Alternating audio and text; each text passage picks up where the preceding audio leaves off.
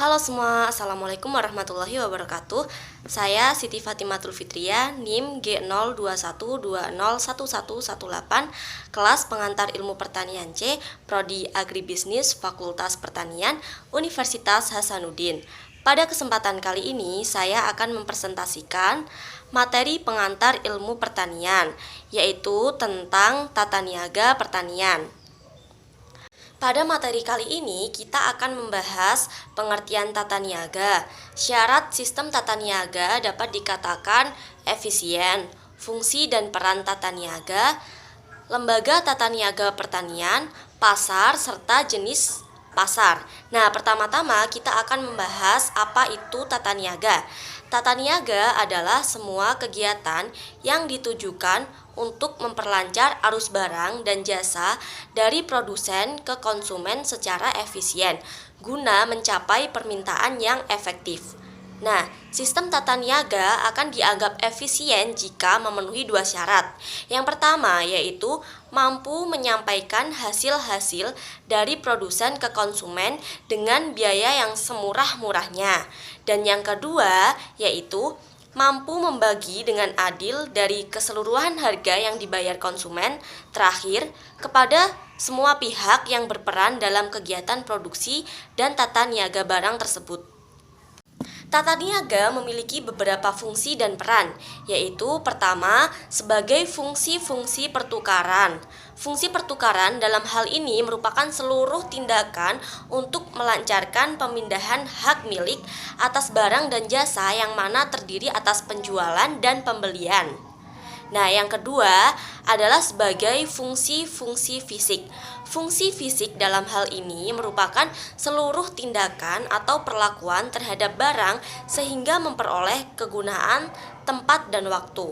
Nah, fungsi fisik ini terdiri atas fungsi penyimpanan, yaitu sebagai penyimpanan barang selama waktu tertentu antara barang dihasilkan sampai dijual, dan terkadang barang tersebut juga memerlukan adanya pengolahan lebih lanjut terlebih dahulu.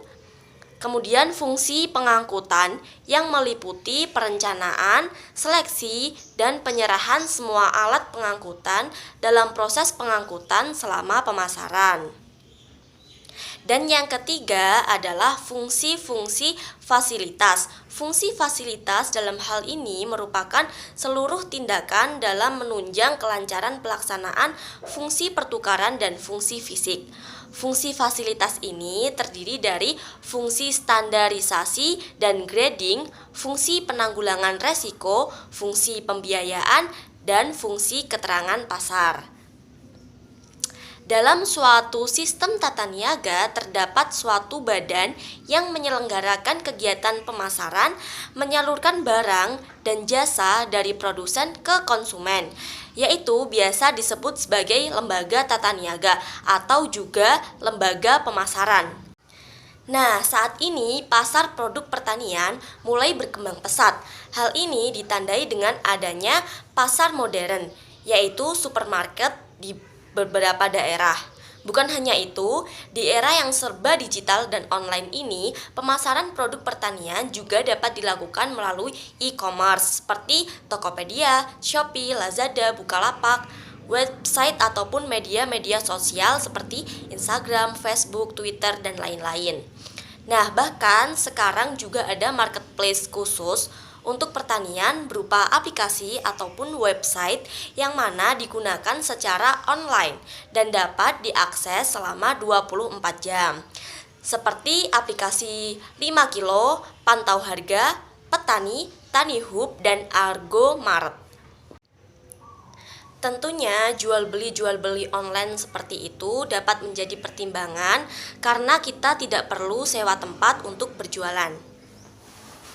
Tata niaga tentunya tidak dapat terlepas dari yang namanya pasar.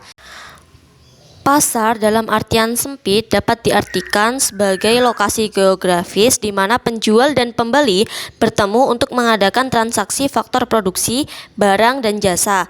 Sedangkan menurut Marshall, pasar sebagai tempat bertemunya penawaran dan permintaan untuk membentuk harga.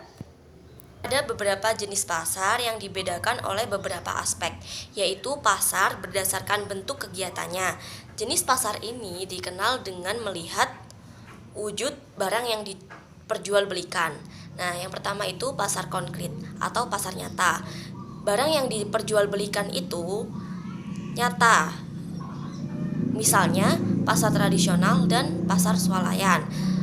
Kemudian ada juga pasar abstrak atau pasar tidak nyata, merupakan pasar yang menjual barang yang mana tidak secara langsung. Contohnya adalah pasar modal. Adapun pasar berdasarkan cara transaksinya, yaitu jenis pasar ini dibedakan menjadi dua, yaitu pasar tradisional dan pasar modern. Pasar tradisional merupakan pasar yang bersifat tradisional, di mana para penjual dan pembeli dapat mengadakan tawar-menawar secara langsung, hingga tercapai kesepakatan harga. Contohnya yaitu pasar tradisional itu sendiri yang biasanya memperjualbelikan barang yang berupa barang kebutuhan pokok. Kemudian ada juga pasar modern, yang merupakan pasar bersifat modern di mana barang-barang diperjualbelikan dengan harga pas dan dengan layanan sendiri. Contohnya adalah mall, plaza, minimarket, dan supermarket. Adapun pasar menurut jenis barangnya.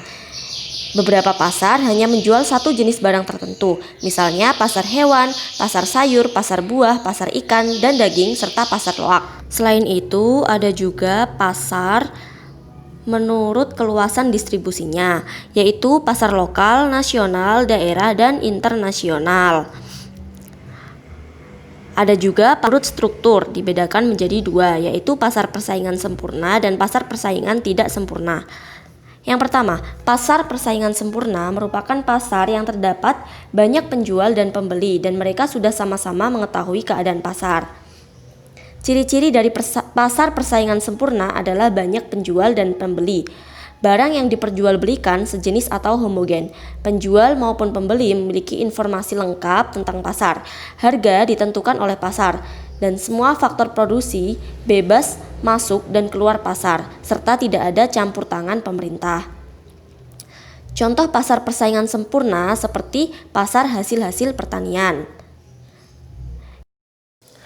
Yang kedua adalah pasar persaingan tidak sempurna, yang mana pasar ini memiliki sedikit penjual tetapi banyak pembeli. Pada pasar ini, penjual dapat menentukan harga barang, dan barang yang diperjualbelikan heterogen atau berbagai jenis barang. Pasar persaingan tidak sempurna mempunyai beberapa bentuk pasar. Contoh dari pasar persaingan tidak sempurna adalah pasar monopoli. Pasar monopoli merupakan pasar yang terjadi apabila seluruh penawaran terhadap jenis barang pada pasar dikuasai oleh seorang penjual atau sejumlah penjual tertentu. Contohnya seperti PT Pertamina, PT Perusahaan Listrik Negara, dan PT Kereta Api Indonesia. Kemudian ada juga pasar persaingan monopolistis. Pasar ini adalah pasar yang banyak penjual yang mana menghasilkan barang yang berbeda corak. Pasar ini banyak dijumpai pada sektor jasa dan perdagangan eceran, misalnya jasa salon, angkutan umum, toko obat atau apotik, dan toko kelontong. Kemudian ada juga pasar oligopoli. Pasar oligopoli adalah pasar yang hanya terdiri atas beberapa penjual untuk suatu barang tertentu, sehingga antara penjual yang satu dengan yang lainnya dapat mempengaruhi harga. Contohnya perusahaan menjual mobil dan sepeda motor, serta industri telekomunikasi.